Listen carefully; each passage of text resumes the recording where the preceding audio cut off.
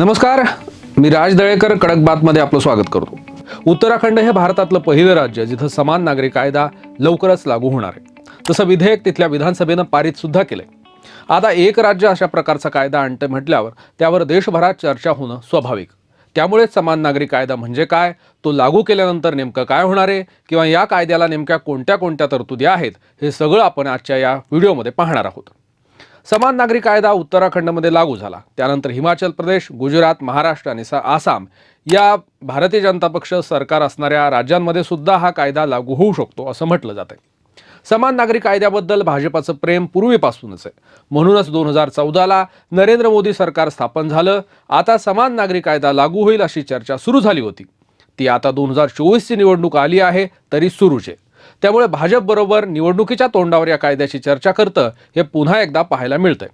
मात्र समान नागरी कायदा नेमका काय आहे, त्याच्या तरतुदी काय आहेत, अर्थात त्यावर संसदेमध्ये सुद्धा चर्चा झाली की नाही, मात्र कोणत्याही प्रकारची चर्चा झाली नसतानाही समान नागरी कायदा काय आहे हे माहिती नसताना देशात त्याच्या समानार्थ किंवा विरोधात चर्चा आपल्याला पाहायला मिळत आहेत। विरोध करणारे विरोध का करतायत आणि समर्थन करणारे समर्थन का करतायत हेही आपल्याला पाहावं लागेल। भारतासारख्या सर्व धर्म, जिथे अनेक प्रकारचे धर्म आहेत, ज्यांच्यामध्ये हिंदू, मुस्लिम, ख्रिश्चन या धर्माचा समावेश होतो, अनेक प्रकारच्या जाती आहेत, त्यामुळे समान नागरी कायदा भारतासारख्या देशामध्ये लागू करता येऊ शकतो का, हाही संशोधनाचा विषय असणार आहे। तसं जर पाहिलं तर घटनेमध्ये हिंदू आणि मुस्लिमांसाठी त्यांचे पर्सनल लॉ निर्माण केलेले आहेत, त्यामुळे एका धर्माच्या तरतुदी किंवा एकाच धर्माच्या चालीरीती दुसऱ्या धर्माला लागू होण्याची शक्यता कमीच आहे। त्या धर्माचे विधी आणि चालीरीती या वेगवेगळ्या सांगितलेल्या आहेत आणि त्या तशाच व्हाव्यात यासाठी कायद्याचं संरक्षण सुद्धा आहे। तरीही समान नागरी कायदा जर लागू झाला तर आपल्या धार्मिक चालीरीतींवर आघात होईल का अशी भीती असू शकते, किंबहुना ती अल्पसंख्याकांकडून व्यक्त केली जाते। मात्र कायद्यामध्ये भीतीसारखं काहीही नसल्याचं तज्ज्ञ सांगतात। मात्र पर्सनल लॉच्या शिवाय अशा काही तरतुदी समान नागरी कायद्यात केलेल्या आहेत, ज्यामध्ये संपत्ती अर्थात मालमत्ता, त्याची वाटणी आणि मालकी हक्क, त्यानंतर लग्नाचा विषय, त्यासोबतच घटस्फोटासारखा किचकट विषय, त्यासोबतच दत्तक वारसा या गोष्टी समान नागरी कायद्यात असणार आहेत। आणि या तरतुदी मात्र एकाच कायद्यात असतील आणि त्या सर्वांना सारख्याच लागू असतील। आता समान नागरी कायदा या सगळ्या तरतुदींना घेऊन देशात लागू होणार आहे का हेही पुढे दिसेलच। मात्र उत्तराखंडमध्ये तो कसा काय लागू झाला आणि इतर राज्यामध्ये कधी लागू होईल असा प्रश्न निर्माण झालाय। एक राज्य म्हणून उत्तराखंड समान नागरी कायदा लागू करू शकतं का, तर त्याचं उत्तर होय असं आहे। कारण समान नागरी कायदा हा जसा केंद्रीय सूचीतला विषय आहे, तसाच तो राज्य सूचीतील देखील विषय आहे। भारताच्या संविधानामध्ये कलम 44 मध्ये समान नागरी कायद्याचा उल्लेख करण्यात आलेला आहे। आता समान नागरी कायदा लागू झाल्यानंतर त्याचे काय फायदे होऊ शकतात ते आपण पाहूयात। समान नागरी कायदा लागू झाल्यानंतर समाजातील लोकांना समान अधिकार प्राप्त होतील। स्त्री पुरुष समानतेला प्रोत्साहन दिलं जाईल।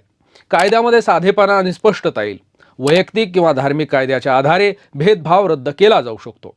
कायद्यानुसार सर्वांना समान अधिकार दिले जाणार आहेत। काही समाजाच्या वैयक्तिक कायद्यात महिलांचे अधिकार मर्यादित आहेत, या कायद्यामुळे त्यांना लाभ होणार आहे।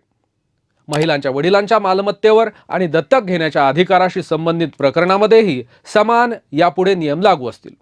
मुस्लिम समाजामध्ये आजही तलाकचे वेगवेगळे प्रकार आहेत, त्याचा फटका मुस्लिम महिलांना सहन करावा लागतो।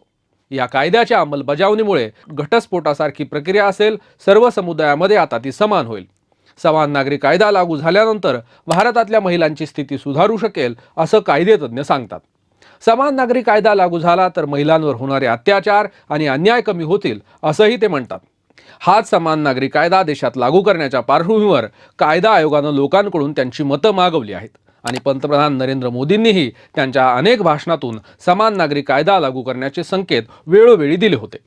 आता उत्तराखंडमध्ये लागू होणारा समान नागरी कायदा कसा असेल, त्याच्या तरतुदी कशा असतील, हे कायदा लागू झाल्यावर प्रत्यक्ष आपल्याला कळेलच। मात्र त्या अनुषंगानं समान नागरी कायदा काय असू शकतो किंवा तो कशासाठी असेल याची माहिती आपण या व्हिडिओमधून घेतली आहे। आमचा व्हिडिओ आपल्याला कसा वाटला हे जरूर आम्हाला सांगा आणि पाहत रहा कडक बात।